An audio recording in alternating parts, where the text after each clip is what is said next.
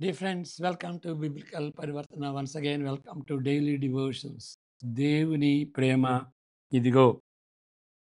ఇది చెప్పకముందు ఒక విషయం మనం గమనించాల్సింది ఏంటంటే, దేవుడు మనకి ఏదిస్తే దాన్ని కృప అంటాం. ఆయన కృప చొప్పున మనకిచ్చాడు. We don't deserve it. మనం దానికి పాత్రులం కాదు, యోగ్యులం కాదు. కృప చొప్పున మనకిచ్చాడు. అవగాహన ఇచ్చాడు. సువార్త అంటే ఏంటి అనేటువంటి దాన్ని అవగాహన ఇచ్చాడు. మరి అవగాహన ఇచ్చినప్పుడు ఆ సువార్తని ఇతరులకి చెప్పాలి. పౌలేమంటాడంటే రోమా 1:14లో అది యూదులకి గ్రీకు దేశస్థులకి అంటే గ్రీక్ వారికి సువార్త చెప్పటానికి నేను రుణస్థుడిని అంటాడు. కాబట్టి సువార్త నాలెడ్జ్ గానీ, సువార్తకు సంబంధించినటువంటి బైబిల్ జ్ఞానం కానీ, అది దేవుని కృపచేత మనకి తాను ప్రత్యక్షపరుచుకున్నాడు బైబిల్ ద్వారా. మనం అండర్‌స్టాండ్ చేసుకోవటానికి ఆ జ్ఞానం ఇచ్చాడు. అది కూడా దేవుని కృప. కాబట్టి మనం ఇతరులకి చెప్పటానికి అత్యున్నాం. అది అత్యున్నాం అంటే we are debtors to God's grace. కాబట్టి మీకు ఏదైతే తెలుసో వాటిని ఇతరులకు పంచిపెట్టేటటువంటి రీతిగా, ఇతరులకు చెప్పేటువంటి రీతిగా, ప్రేమతో, వినయంతో చెప్పేటువంటి రీతిగా ఆహ్, తలంచాలి. మనకేదో దేవుడిచ్చాడు కాబట్టి మనం జ్ఞానవంతులమయ్యాం అని మనం గర్వపడకూడదు. కాబట్టి ఇక్కడ కూడా మీరు నేర్చుకున్నటువంటి వాటిని ఇది ఉపయోగకరంగా ఉంటే, ఆ విధంగా దయచేసి ఇతరులతో చెప్పాలని మనవి చేస్తుంటున్నాను. నా లాభం కోసం కాదు, మీ లాభం కోసం కాదు, ఇతరుల లాభం కోసం. వాళ్ళు కూడా సువార్తను తెలుసుకోవటానికి, మరి బైబిల్‌లో ఉన్నటువంటి ఆ యొక్క సత్యాలు తెలుసుకోవటానికి, ఇతరులకి చెప్పడానికి తెలిసినటువంటి వాళ్ళు, తెలియనటువంటి వాళ్ళకి అచ్చి ఉన్నారు అని గమనించుకొని, నేను అదే దృష్టితో చెప్పాలి. మరి మీరు గూడాను ఇతరులకు కూడా అదే దృష్టితో చెప్పాలి. ప్రార్థన చేసుకుందాం. అంటే అక్టోబర్ 18కి చెందినటువంటి వాక్య భాగం మొదటి తెస్సలోనిక 4వ అధ్యాయం. దీనికి హెడ్డింగ్ ఇవ్వాలి అంటే, పరిశుద్ధ జీవితం జీవించుటకు విశ్వాసులు పిలువబడ్డారు. పరిశుద్ధత లేని వారి సంగతి ఏంటి? వాళ్ళని గురించి ఏం చెప్పాలి? వాళ్ళు విశ్వాసులా? కాదా? అనేటువంటి ప్రశ్న ఉండిపోద్ది. దీని గురించి మళ్ళా ఇది చదివిన తర్వాత కొంచెం విశ్లేషిస్తాను. అంతకుముందు చిన్న ప్రార్థన. May the words of my mouth and the meditation of our hearts be acceptable in thy sight, our rock and redeemer. ఆమేన్. మొదటి తెస్సలోనిక పత్రిక 4వ అధ్యాయం. మామూలుగా ఎవరన్నా మరణించినప్పుడు వాళ్ళని ఓదార్చటానికి ఈ వాక్య భాగం చదువుతాం. కాబట్టి మనం చదువుకుందాం. చదువుకున్న తర్వాత ఈ కామెంట్స్ అప్పుడు ఓహో! ఈ సందర్భంలో ఇదా అనేది వస్తదనమాట. ఎప్పుడు కూడాను బైబిల్ వాక్యం చదువుకోకుండా ఇది చెప్తే దానిలో అంత ప్రభావం అంత ఉండదు. అంత హ్మ్, అంత సత్యాన్ని మనం నేర్చుకోలేం. మెట్టుకు సహోదరులారా, మేము ప్రభువైన యేసు ద్వారా మీకిచ్చిన ఆజ్ఞను మీరెరుగుదురు. కాగా మీరెలాగు నడుచుకొని దేవుని సంతోషపరచవలనని మా వలన నేర్చుకొనిన ప్రకారము మీరు నడుచుకొనుచున్నారు. ఈ విషయంలో మీరు అంతకంతకు అభివృద్ధి నొందవలనని మిమ్మును వేడుకొని ప్రభువైన యేసునందు హెచ్చరించుచున్నాము. మీరు లగుటయే అనగా మీరు జారత్వమునకు దూరముగా ఉండుటయే దేవుని చిత్తము. మీలో ప్రతివాడును దేవుని ఎరుగని అన్యజనుల వలె లాష యందుగాక పరిశుద్ధత యందును ఘనత యందును తన ఘటమును ఎట్లు కాపాడుకొనవలెనో అది ఎరిగియుండుటయే దేవుని చిత్తము. ఈ విషయమందెవడును అతిక్రమించి తన సహోదరునికి మోసం చేయకుండా వలెను. ఎందువలననగా మేము పూర్వము మీతో చెప్పి సాక్ష్యమిచ్చిన ప్రకారము ప్రభువు వీటన్నిటి విషయమై ప్రతిదండన చేయువాడు. పరిశుద్ధులకే దేవుడు మనలను పిలిచి పరిశుద్ధులగుటకే దేవుడు మనలను పిలిచెను గాని అపవిత్రులుగా ఉండుటకు పిలువలేదు. కాబట్టి ఉపేక్షించువాడు మనిషిని ఉపేక్షింపడు గాని మీకు తన పరిశుద్ధాత్మను అనుగ్రహించిన దేవునినే ఉపేక్షించుచున్నాడు. సహోదర ప్రేమను గూర్చి మీకు వ్రాయనక్కరలేదు. మీరు ఒకరినొకడు ప్రేమించుటకు దేవుని చేతనే నేర్పబడితిరి. అలాగుననే మాసిదోనియా అంతటా ఉన్న సహోదరులందరినీ మీరు ప్రేమించుతున్నారు.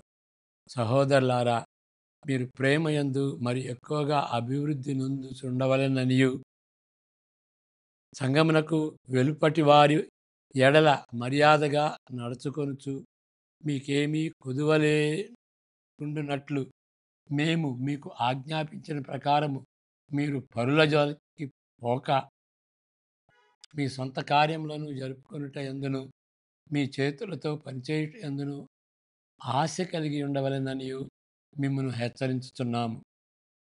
సహోదరులారా, నిరీక్షణ లేని ఇతరుల వలె మీరు దుఃఖపడకుండా నిమిత్తము నిద్రించుతున్న వారిని గూర్చి మీకు తెలియకుండాట మాకిష్టం లేదు. యేసు మృతి పొంది తిరిగి లేచెనని మనము నమ్మిన ఎడల అదే ప్రకారము యేసునందు నిద్రించిన వారిని దేవుడు ఆయనతో కూడా వెంటబెట్టుకొని వచ్చును.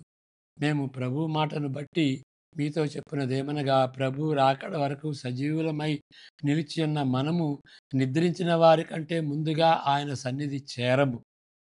ఆర్భాటంతోనూ ప్రధాన దూత శబ్దంతోనూ దేవుని బూరతోనూ పరలోకము నుండి ప్రభువు దిగివచ్చును. క్రీస్తునందుండి మృతులైన వారు మొదట లేతురు. ఆ మీదట సజీవులమై నిలిచియుండు మనము వారితో కూడా ఏకముగా ప్రభువును ఎదుర్కొనుటకు ఆకాశ మండలమునకు మేఘముల మీద కొనిపోవుదుము. కాగా మనము సదాకాలము ప్రభువుతో కూడా ఉందుము. సదాకాలము ప్రభువుతో కూడా ఉందుము. కాబట్టి మీరు ఈ మాటల చేత ఒకరినొకడు ఆదరించుకొనుడి. తన ద్వారా అంటే పౌలు ద్వారా మారిన వారు హ్మ్, ఏ ఏ విధంగా జీవించాలో తిరిగి ఇక్కడ కూడా ఆయన ఆహ్, 4వ అధ్యాయంలో పౌలు హెచ్చరిస్తున్నాడు.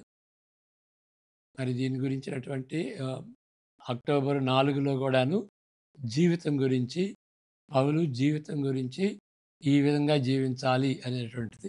ఇది ముఖ్యమైనటువంటి విషయం. ఎందువలనంటే ఆయన థియాలజీ చెప్పుకుంటాడు.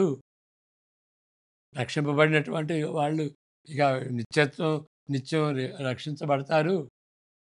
వాళ్ళ జీవితంతో పని లేదు, విశ్వాసుల జీవితం పని లేదు అని కొందరు అనుకుంటారు. అది తప్పు. ఆయన థియాలజీ చెబుతాడు. సువార్త అంటే ఏంటో చెబుతాడు. సువార్తకు తగినట్టుగా ఏ విధంగా జీవించాలని కూడా చెబుతాడు. తెస్సలోనికతో పాటు పౌలు గడిపిన సమయము కొంచెమైనప్పటికీ జస్ట్ ఫ్యూ వీక్స్ అన్నమాట. మేబీ జస్ట్ ఒక ఒక నెల. ఆ కొద్ది వారముల గూర్చి తలంచి ఈ విధంగా వ్యాఖ్యానిస్తున్నాడు. మెట్టుకు సహోదరులారా, మేము ప్రభువైన యేసు ద్వారా మీకిచ్చిన ఆజ్ఞను మెరుగుదురు.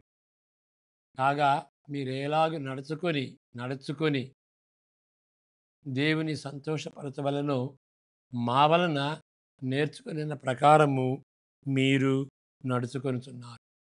అది ఒక ఒక మాసంలో వాళ్ళు సజీవుడైనటువంటి దేవుని వైపు తిరిగి, అంటే సువార్తని విశ్వసించి యేసుక్రీస్తుని నమ్మి ఇప్పుడేమైంది? దానికి తగినట్టుగా వాళ్ళు జీవిస్తున్నారు. అది ఇక్కడ నడుచుకొనుచున్నారు. అది లేకపోతే మారు మనసు అనేది, తిరిగి జన్మించడం అనేది, విశ్వాసులైనటం, దేవుని ఎరుగటం అదంతా కల్ల. ఈ అధ్యాయంలో క్రింది ఆహ్, క్రింది వచనాల్లో 4 హెచ్చరికల్లో మరికొన్నింటిని ఇక్కడ ఈ అధ్యాయంలో 4 హెచ్చరికలుంటున్నాయి. మరికొన్నింటిని తరువాత అధ్యాయంలో అంటే 5వ అధ్యాయంలో మరికొన్ని హెచ్చరికలిచ్చాడు. వాటిని గురించి ఇప్పుడు ప్రస్తావించం. మొదటి 3 హెచ్చరికలు ఏ తీరులో ఉంటాయంటే, ఏ తీరులో జీవించవలెను అనేటువంటి అంశంపై 3 పారాగ్రాఫ్‌లుంటున్నాయి. మరి నాలుగోదేంటి అంటే, దైవ సిద్ధాంతపరంగాను ప్రేరేపించే విధంగా ఉంటూ. అంటే దైవ సిద్ధాంతాన్ని బట్టి ప్రేరేపణ కలుగుద్ది. ఏ విధంగా జీవించాలా అనేది. దాని గురించి 4వ పారాగ్రాఫ్‌లో 4వ సెక్షన్‌లో ఉంటదనమాట. ఒకదానితో ఒకటి అల్లుకున్నట్లుగా ఉంటున్నవి. అంటే థియాలజీ, మరలా జీవితం ఆ 2 కలిసి అల్లుకున్నట్టుగా ఉంటది. నాలుగవది ప్రాథమికంగా దైవ సిద్ధాంతపరమైన రూపులో ఉన్నప్పటికీ, వీటిని వ్రాయబడుటకు కారణం ఏంటి అనంటే, థియాలజీ చెప్పినప్పటికీ అది ప్రాక్టీస్ చేయాలి. ఆచరణార్థకంగా ఉండాలి. వాళ్ళ జీవితాలు మారాలి. పరివర్తన చెందాలి. అది ఆ కారణంతో ఆ థియాలజీ చెప్తాడు. దైవ సిద్ధాంతాన్ని చెప్తాడు. మొదటి విషయం, వారు పరిశుద్ధులు. శాంక్టిఫైడ్. ఇక్కడ ఆహ్, ఇక్కడ 2 మాటలు పొజిషనల్ అండ్ డెఫినిషన్. మామూలుగా డెఫినిషన్ అంటే ఏంటి?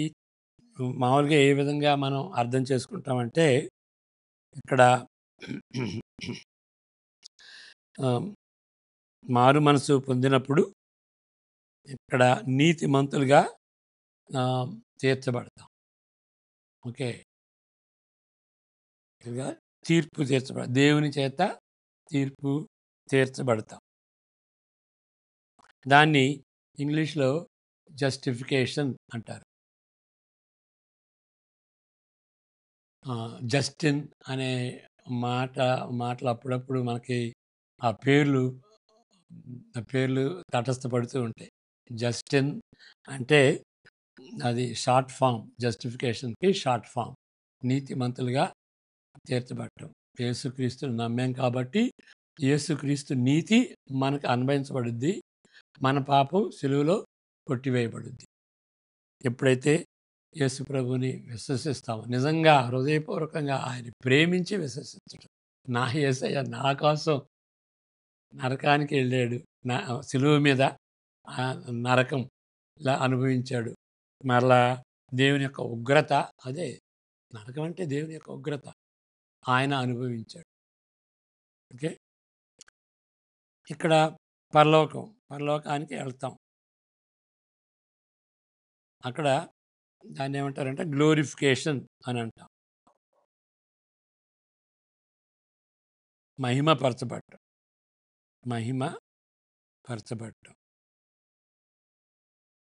ఈ మధ్యలో ఏం జరుగుతుంది అంటే, అక్కడ శాంక్టిఫికేషన్ అని అంటారు ఇంగ్లీష్‌లో.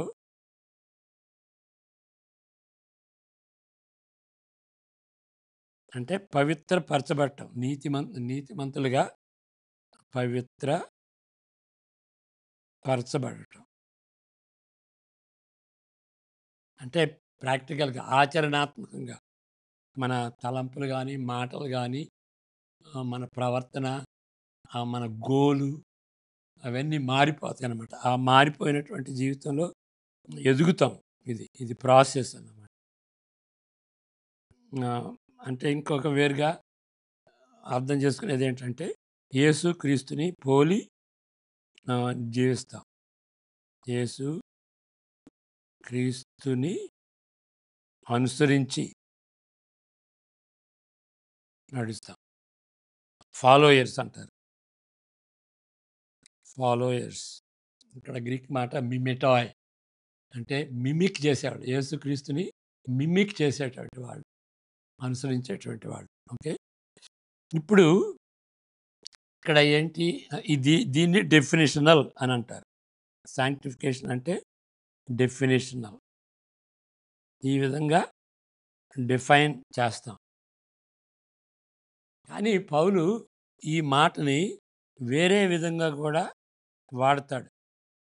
అది ఏంటంటే ఇక్కడే నీతిమంతులుగా తీర్చబడటం అనేటువంటి రీతిగానే ఇక్కడ ఇక్కడే ఆహ్,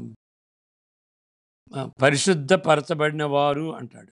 పరిశుద్ధపరచబడిన వారు. అంటే స్టార్టింగ్‌లోనే నీతిమంతుడిగా అంటే సెపరేటెడ్ ఒకటి. సెపరేటెడ్ ప్రత్యేకించబడినటువంటి వారు. సెపరేటెడ్ ఫర్ గాడ్స్ యూజ్ అని. దీన్ని ఏమంటారు అనంటే పొజిషనల్ డెఫినిషన్ అంటారు. పొజిషనల్.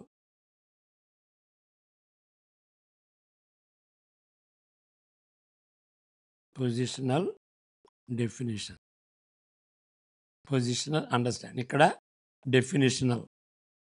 కాబట్టి ఈ 2 విధాలుగా వాడతారు పౌలు అని మనం గ్రహించుకోవాలి.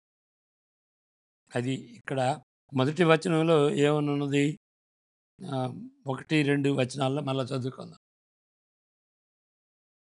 పరిశుద్ధులను అంటాడు. మెట్టుకు సహోదరులారా, మేము ప్రభు యేసు ద్వారా మీకు ఇచ్చిన ఆజ్ఞను ఎరుగుదుము. కాగా మీరు ఎలాగ నడుచుకొని దేవుని సంతోషపరచవాలని మీ వలన నేర్చుకునే ప్రకారం మీరు నడుచుకొనుచున్నారు. ఈ విషయంలో మీరు అంతకంతకు అభివృద్ధి చెందవలని మిమ్మల్ని దేవుని యందు హెచ్చరించుచున్నాను. ఓకే, 3వ వచనం కూడా. మీరు పరిశుద్ధులగుటయే గాక, ఓకే, మీరు పరిశుద్ధులగుటయే కాక ఆయన మీరు జారత్వమునకు దూరముగా ఉండుటయే దేవుని చిత్తం. ఓకే, వారు పరిశుద్ధులగుటయే గాక అంటే ఇక్కడ దాని గురించి మనం చెప్పుకుంటున్నాం. Let us see how he is defining. వారు పరిశుద్ధులు అంటే సాంక్టిఫైడ్ కావాలనని, అది దేవుని చిత్తమని పౌలు నొక్కి చెబుతున్నాడు. తరచుగా 2 విధాలుగా పౌలు పరిశుద్ధులు, సాంక్టిఫైడ్ అనేటువంటి పదాన్ని వాడతాడు. సామాన్యంగా నిర్వచించే విధంగాను అది దాని డెఫినిషనల్, మరియు క్రీస్తులో విశ్వాసులు స్థానముగాను ఒక పొజిషనల్. అనగా వారు మారు మనసు పొందినప్పుడు వారు క్రీస్తుని బట్టి పరిశుద్ధులయ్యారని పౌలు ఆలోచన. క్రీస్తుని బట్టి పరిశుద్ధులైపోయారు. మరొక విధంగా చెప్తే దేవుని కొరకు ఆయన వాడుకొనుటకు కొరకు ప్రత్యేకించబడినటువంటి వారు. అది ఇప్పుడు దేవుడు పరిశుద్ధుడు అని అంటే, దేవుడు పరిశుద్ధుడు ఇది దేవుడు, ఇది సృష్టి, ఇది దేవుడు. సృష్టికి అతీతంగా ఉన్నవాడు. అతీతంగా లేకపోతే వేరుగా. ఎలాంటి వేరుగా అంటే కంప్లీట్గా, పూర్తిగా. ఇక సృష్టికి దీనికి ఇక పొత్తు లేదు అన్నట్టుగా కంప్లీట్లీ డిఫరెంట్. దాన్నే పరిశుద్ధత అంటారు. ఇప్పుడు నేను పరిశుద్ధుడిని, మీరు కూడా పరిశుద్ధంగా ఉండాలి అంటే అర్థం ఏంటి?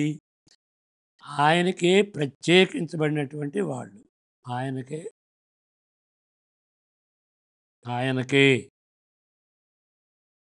లోకానికి సంబంధించినటువంటి వాళ్ళు కాదు. మారు మనసు పొందినప్పుడు దేవునికే అంకితం చేయబడినటువంటి వారు.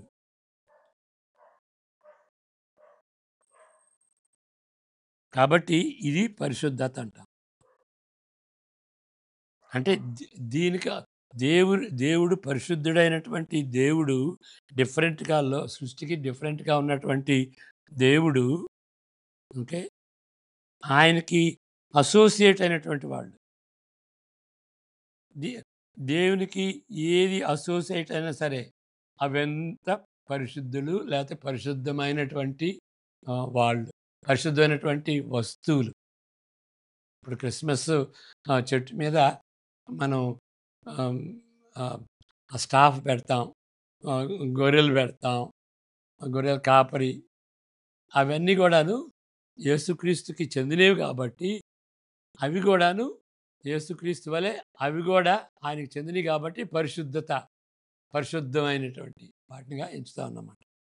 అంటే అది పాత నిబంధన ఐడియా అనుకోండి. ఓకే. కాబట్టి మనం ఇప్పుడు అది వస్తువులు కాదు. మనం మనం దేవునికి అంకితం చేయబడ్డాం అనేటటువంటిది ఆ పరిశుద్ధత. కాబట్టి అంకితం చేయబడ్డాం కాబట్టి మనం పరిశుద్ధ జీవితం జీవిస్తాం. అది ఇక్కడ ఇక్కడ ఇది అయ్యింది కాబట్టి ఇది సాధ్యమవుతుంది. మనం పరిశుద్ధులం అయ్యాం కాబట్టి మనం పరిశుద్ధ జీవితం జీవించడానికి వీలవుతుంది. ఇది లేకుండా ఇది సాధ్యం కాదు. ఆ విధంగా అర్థం చేసుకోవాలి. ఓకే. Let us continue. నివసించవలసిన తీరును సూచించే ఉద్దేశము పౌలు కలిగినాడు. ప్రత్యేకంగా ఏ విధంగా పరిశుద్ధ జీవితం జీవించాలి అంటే, ప్రత్యేకంగా సింగిల్ అవుట్ చేసింది ఏంటంటే సెక్షువల్ లైఫ్ అన్నమాట. లైంగిక రంగమునకు చెందిన జీవితం. గ్రీక్ భాషలో 4వ వచనాన్ని ఆ రీతిగా అర్థం చేసుకునవచ్చు. చదువుదాం 4వ వచనం. మీలో ప్రతివాడును దేవుని ఎరుగని అన్యజనుల వలె కామాభిలాష,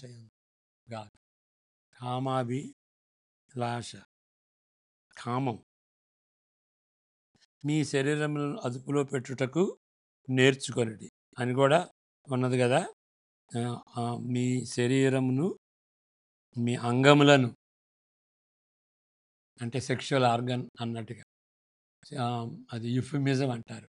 అంటే ఆ మాట చెప్పటానికి ఇష్టం లేక వేరే మాటలు వాడటం, మంచి మాటలు వాడటం. మీ శరీరములను అదుపులో పెట్టుకొనుడి, అది జారత్వం విషయంలో. లేక మీ సొంత భార్యలతో నివసించుటను నేర్చుకొనుడి, ఇది లైంగిక రంగానికి గౌరవప్రదమైనటువంటి తీరులో లైంగిక దోపిడీ కానీ మోసపూరితంగా కానీ లేకుండా జీవించాలి. లేదా అంతకు ముందున్న సంబంధాన్ని బట్టి కానీ కామమును బట్టి కానీ గౌరవప్రదమైన తీరులో. అంటే ఇక్కడ భార్య గురించి చెప్తున్నాడు. మీ సొంత భార్యలతో నివసించుట నేర్చుకొనండి అంటే, ఇక్కడ అంటే సెక్షువల్ రిలేషన్షిప్స్ శృంగార జీవితం అంటాం కదా, అది లైంగిక రంగంలో గౌరవప్రదమైన తీరులో ఆ రిలేషన్షిప్, ఇంటిమెసీ ఉండాలి. మోసపూరితంగా ఉండకూడదు. కాబట్టి కొంతమంది ఆ రిలేషన్షిప్ వచ్చేటప్పటికి వాళ్ళు ఒకదాన్ని అసెట్గా పెట్టుకుని వాళ్ళు అమ్ముకున్నటువంటి రీతిగా, నువ్వు ఇది చేస్తే నేను ఇది చేస్తాను అనేటువంటి రీతిగా కొంతమంది ఆ రిలేషన్షిప్ విషయంలో ప్రవర్తిస్తారు. అది తప్పు. లేకపోతే అంతకు ముందున్న సంబంధాన్ని, అంటే పెళ్లి కాక ముందున్నటువంటి రిలేషన్షిప్ను బట్టి వాళ్ళు పెళ్లి చేసుకుంటారు. అది కూడా కాదు. అంతకు ముందున్న సంబంధాన్ని బట్టి కాక, కామమును బట్టి కాక, గౌరవప్రదమైనటువంటి తీరులో భార్యాభర్తలు గౌరవించుకుని ఆ రిలేషన్షిప్ కలిగి ఉండాలి. ఆ విధంగా భార్యను సంపాదించుకున్నాడు. కాబట్టి అంతకుముందు సెక్షువల్ రిలేషన్షిప్ ఉంది కాబట్టి తప్పనిసరిగా పెళ్లి చేసుకోవాలనేది అది కాదు. అట్లాంటిది కాదు. గౌరవమైనటువంటి తీరులో పెళ్లి చేసుకోవాలి. నిజానికి పరిశుద్ధులగుటకే దేవుడు మనలను పిలిచెను గాని అపవిత్రులుగా ఉండుటకు ఆయన పిలవలేదు. మన మన కాలింగ్ దేవుడు సువార్త ద్వారా మనల్ని పిలుచుకున్నాడు. మరి అది పిలుపు 3 రకాలైనటువంటి పిలుపు. ఏంటి? దేవునికి చెందేటువంటి రీతిగా సువార్త ద్వారా మనల్ని పిలుచుకున్నాడు. రెండవది ఏంటి అనంటే ఆయన హ్మ్, పరిశుద్ధ జీవితం జీవించడం కోసం, ముఖ్యంగా సెక్షువల్ లైఫ్‌లో జీవించటం కోసం, పరిశుద్ధంగా జీవించటం కోసం, దేవునికి చెందినటువంటి వ్యక్తులుగా జీవించడం కోసం మనల్ని పిలుచుకున్నాడు. మూడవది ఏంటంటే ఇతరులకు కూడా సువార్త ఆహ్, సేవ చేయటానికి, ఆహ్, సువార్త చెప్పటానికి మనల్ని పిలుచుకున్నాడు. ఇవి అందరికీ సంబంధించినటువంటి పిలుపు. విశ్వాసులందరికీ సంబంధించినటువంటి పిలుపు అని మనం ఆహ్, గ్రహించాలి. ఇది లైంగిక ప్రవర్తన సందర్భంలో పౌలు ఇచ్చిన ఆదేశం. ఓకే. పరిశుద్ధులకుటకే కానీ మనము పిలిచను గాని అపవిత్రులుగా ఉండుటకు పిలువలేదు అనేది సెక్షువల్ లైఫ్‌కి సంబంధించినటువంటి ఆదేశం. రెండవ విషయం, దేవుని చేతిలో నేర్చబడితిరి అనుటకు గుర్తు క్రైస్తవ సమాజంలో వ్యక్తమయ్యే ప్రేమ. ప్రేమ విషయంలో తెస్సలోనిక విశ్వాసులు ఘనమైన సాక్ష్యము కలిగి ఉన్నప్పటికీ ప్రేమలో ఎదగవలనని పౌలు ప్రోత్సహిస్తున్నాడు. ఇప్పుడు అంతకుముందు ప్రేమిస్తున్నారు వాళ్ళు. అది ప్రేమ, విశ్వాసం 1వ అధ్యాయంలోనే చెబుతున్నాడు. ప్రేమ, విశ్వాసం, మీ యొక్క ప్రేమ, విశ్వాసం కొద్ది రోజులు మేము పనిచేసినప్పటికీ మీరు నిజమైనటువంటి మారు మనసు పొంది మీ జీవితం మారింది. ఎన్నో కష్టాలు, హింసల్లో వెళుతున్నప్పుడు మీరు యేసుక్రీస్తుని వదలలేదు. అలాంటి గొప్ప విశ్వాసం. అంతేకాకుండాను ఒకరినొకరు ప్రేమించుకుంటున్నారు. ఎంతగా ప్రేమించుకుంటున్నారంటే మాకు ఆనందం వచ్చింది. ఎంత ఆనందం అనంటే ఏ విధంగా దేవునికి వందనాలు చెల్లించాలి, కృతజ్ఞతాస్తుతులు చెల్లించాలి. అయినా గాని ఇంకా ప్రేమలో ఎదగమని ఆయన ప్రోత్సహిస్తున్నాడు. మూడో విషయం, ప్రశాంతమైన జీవితం జీవించాలి. ఓకే. ప్రశాంతమైన జీవితం జీవించవాలని ఆశిస్తూ సొంత కార్యములను జరుపుకొనుచు, అంటే మైండింగ్ యువర్ ఓన్ బిజినెస్. ఇతరుల బిజినెస్లో మనం ముక్కు పెట్టకూడదు, ముక్కు దోచకూడదు. అన్నెసరిగా మనం జోక్యం తీసుకోకూడదు. ఇతరులపై ఆధారపడక, ఇంకొకటి ఏంటంటే మైండ్ యువర్ ఓన్ బిజినెస్ అంటే సొంత కార్యం జరుపుకుంటూ మనం కష్టపడి పనిచేయాలి. లేకపోతే ఇతరుల మీద ఆధారపడాల్సి వస్తుంది. ఆసక్తి కలిగి ఉండాలి. ఇక్కడ కష్టపడి పనిచేయండి. ఈ అంశం పదే పదే పౌలు తెస్సలోనిక సంఘాన్ని గుర్తు చేస్తున్నాడు. సంఘం ఎక్కువ మంది సోమరులతో ఉండి ఉండొచ్చు అని ఊహించుకోవచ్చు. కాబట్టి ఇక్కడ 5:14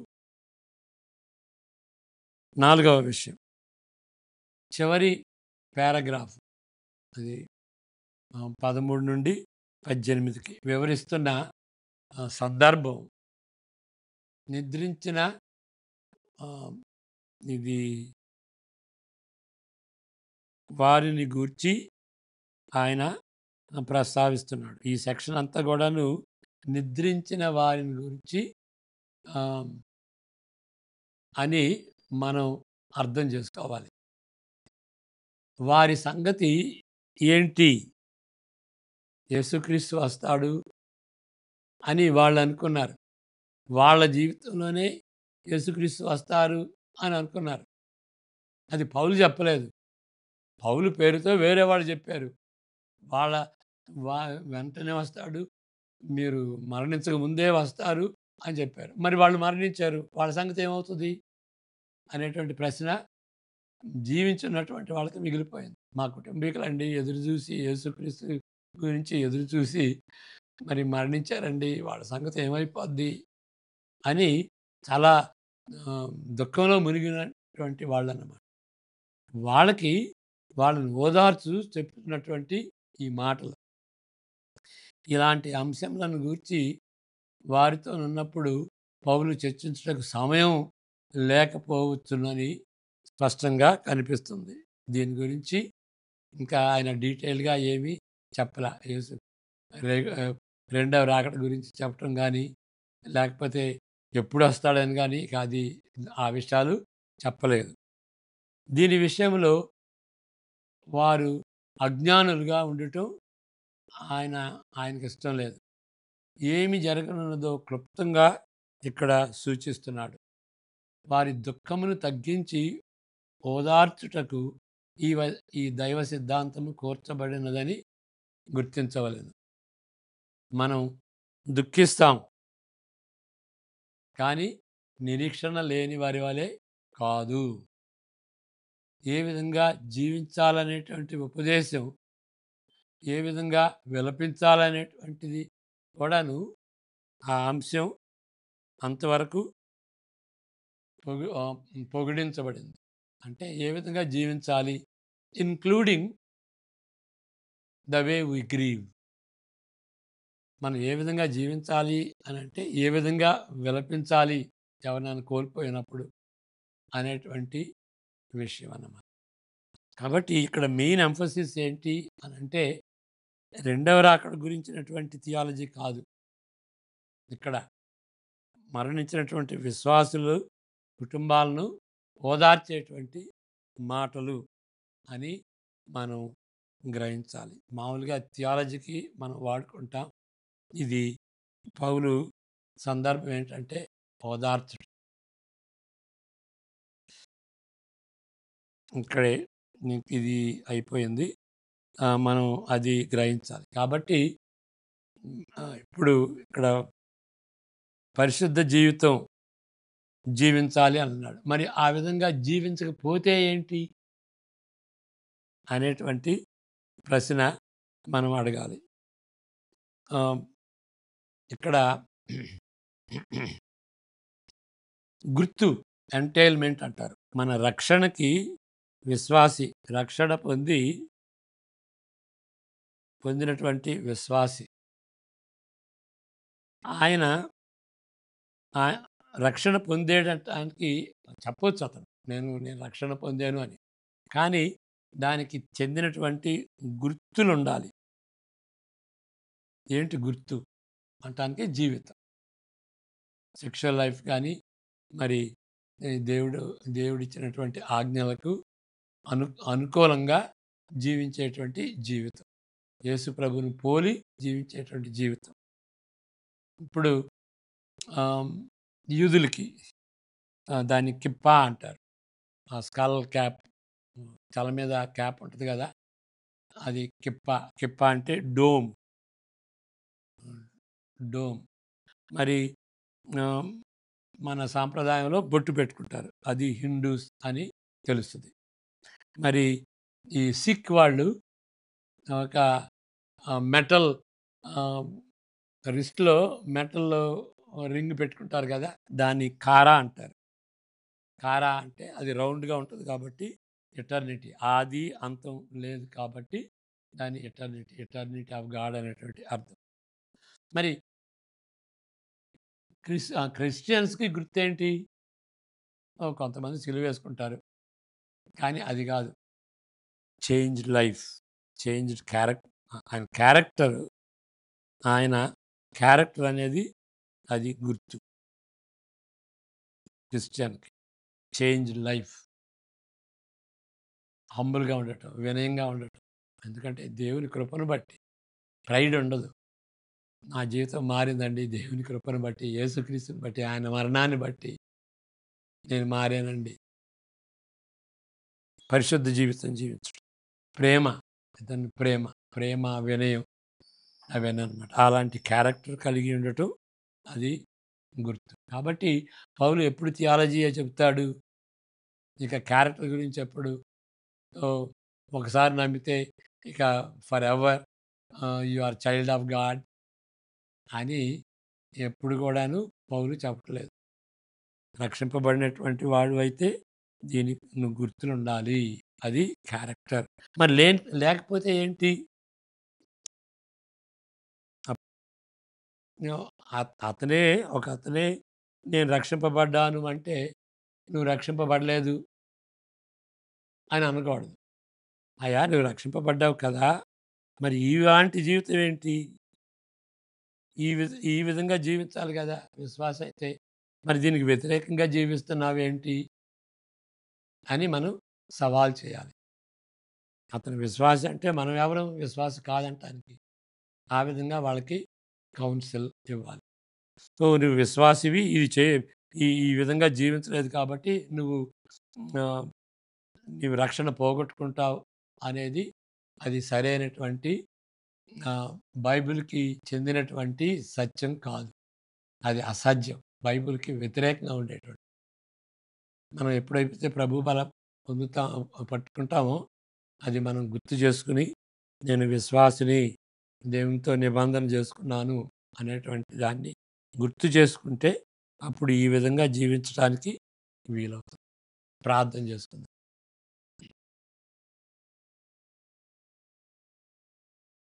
యెహోవా నిన్ను ఆశీర్వదించి కాపాడును గాక. తన సన్నిధి కాంతిని నీపై ప్రకాశింపచేసి నిన్ను కరుణించును గాక. ఆయన సన్నిధి కాంతిని నీపై ఉదయింపజేసి నిన్ను, నీకు, నీ ఇంటి వారికి సమాధానము అనుగ్రహించును గాక. ఆమేన్. God bless you.